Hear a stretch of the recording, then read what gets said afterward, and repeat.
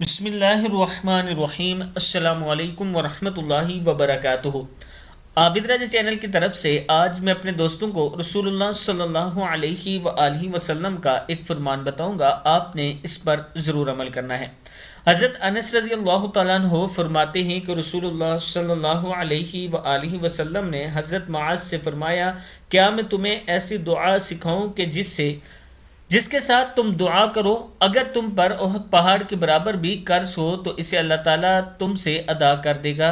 اے معاذ یہ پڑھو، بسم اللہ الرحمن الرحیم، اللہم مالک الملک تؤتی الملک من تشاء وتنزع الملک ممن تشاء وتعز من تشاء وتذل من تشاء بیدک الخیر انک علی کل شیء قدیر، رحمن الدنیا والآخرہ ورحیمہما تعطیہما من تشاء وتمنع منہما من تشاء، ارحمنی رحمتا تغنینی بہا عن رحمتی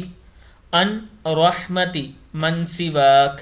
اے اللہ بادشاہت کے مالک، تو جسے چاہتا ہے بادشاہت دیتا ہے اور جسے چاہتا ہے چھین لیتا ہے، اور جس کو تو چاہتا ہے عزت دیتا ہے اور جس کو تو چاہتا ہے ذلیل کر دیتا ہے۔